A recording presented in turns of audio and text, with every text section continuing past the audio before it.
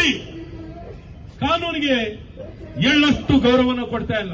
ಯಾರಿವತ್ತು ಅಲ್ಲಿ ಗಲಭೆ ಸೃಷ್ಟಿ ಮಾಡತಕ್ಕಂತ ಕೆಲಸವನ್ನ ದೇಶದ್ರೋಹಿಗಳು ಮಾಡಿದ್ರು, ಅವರ ವಿರುದ್ಧ ಕೇಸ್ಗಳನ್ನ ವಿಡ್ರಾ ಮಾಡಿದ್ದಾರೆ ಸಿದ್ದರಾಮಯ್ಯ ನೇತೃತ್ವದ ಸರ್ಕಾರ.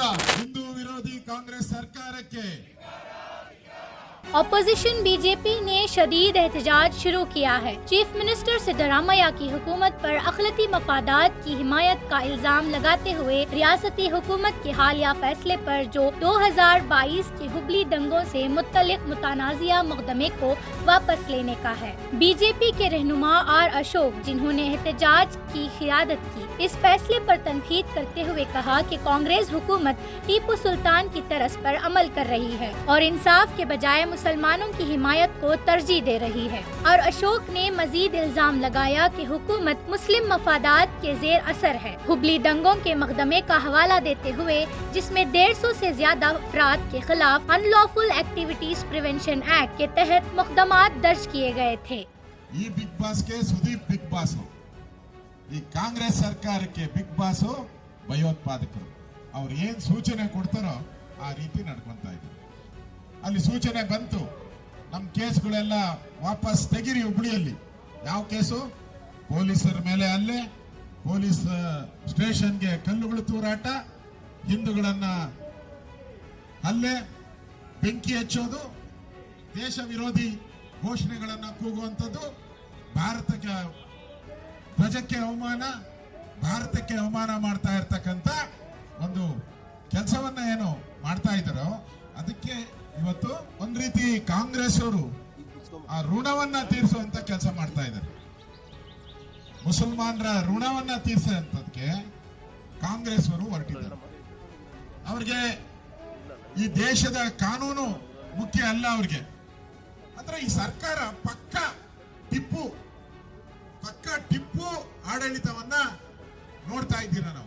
बीजेपी के रियासती सदर BY विजेंद्र ने दोहराया कि चीफ मिनिस्टर सिद्धरामैया को अपनी मदद मुकम्मल करने से पहले इस्तीफा देना पड़ेगा। When we demanded Siddaramaiah to hand over the sites which were illegally given to their family, he did not oblige. When he realized the same Muda sites is going to create trouble and he will be forced to resign, then he decided to hand over the sites. Now Mallikarjun Kharge family, when we raised the issue of allotment of prime land near Bangalore International Airport by the Karnataka Industrial KIDB, they did not agree. Now since the competition for the CM post is increasing day by day, probably Chief Minister in waiting, Kharge family, probably that is the reason why they have decided to hand over the site.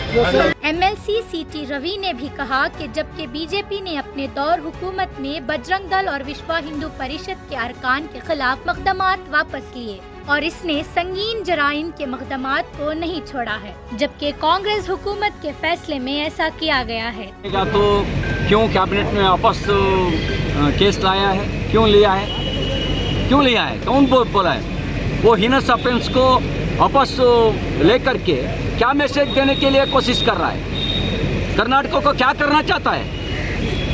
आग लगाने के लिए कोशिश करने लोगों को मदद करके कर्नाटक को क्या करना चाहता है वो लोग? हम लोग हीनस ऑफेंस के केसेस वापस लिया नहीं। पुलिस स्टेशन के ऊपर पत्थर फेंकना, पुलिसों को मारना, मंदिरों के ऊपर पत्थर फेंकना, पुलिस स्टेशन को आग लगाने के लिए कोशिश करना हीनस ऑफेंस है? नहीं है। स्वयं सिद्धरामैया वकील भी है, सोचने का जरूरत है उन्हें भी। बीजेपी के एक वफ्द जिसकी क़ियादत आर अशोक ने की है, गवर्नर थावरचंद गहलोत को एक याददाश्त पेश की है, जिसमें इनसे मुतालिबा किया गया कि वो सिद्धरामैया की क़ियादत वाली कांग्रेस हुकूमत के खिलाफ कार्रवाई करे। बीजेपी के इल्जामात के जवाब में कर्नाटक के वजीर दाखिला डॉक्टर जी परमेश्वर ने हुकूमत के फैसले का दिफा दिया। इन्होंने अखिलती मफादात की हिमायत के इल्जामात को मुस्तरद करते हुए बीजेपी पर इंतखाबी फायदे के लिए इस मसले की सियासत करने का इल्जाम लगाया। I have been saying, for everything they are trying to make it political. It is not correct. See, opposition is there to help us run the government. Positive criticism, yes, we accept. Not just criticize for the sake of criticism, for the sake of politics. ಅದಾಗಬಾರ್ದು ಅನ್ನೋದು ನಮ್ದು ಅಷ್ಟೇ. ರಾಜಕೀಯ ಮಾಡೋದಕ್ಕೆ ಅದಕ್ಕೆ ಮಾಡ್ತೇವೆ ಅಂತ ಮಾಡಿದರೆ ಪ್ರಯೋಜನ ಇಲ್ಲ. ಸರ್ಕಾರ ನಡೆಸೋದಕ್ಕೆ ನಾವು ಹಿಂದೆಲ್ಲ ಮಾಡಿದ್ದೇವೆ, ನಾವಿಲ್ಲ ಮಾಡಿಲ್ಲ ಅಂತ ಹೇಳೋದಿಲ್ಲ. ಆದರೆ ನಾವು ಸಲಹೆಗಳನ್ನು ಕೂಡ ಅನೇಕ ಸಂದರ್ಭದಲ್ಲಿ ಕೊಟ್ಟಿದ್ದೇವೆ. 2022 के हुगली दंगे 16 अप्रैल को पेश आए, जब एक हुजूम ने पुलिस स्टेशन पर हमला किया और शुमाली कर्नाटक के शहर में पुलिस एहलकारों पर पथराव किया।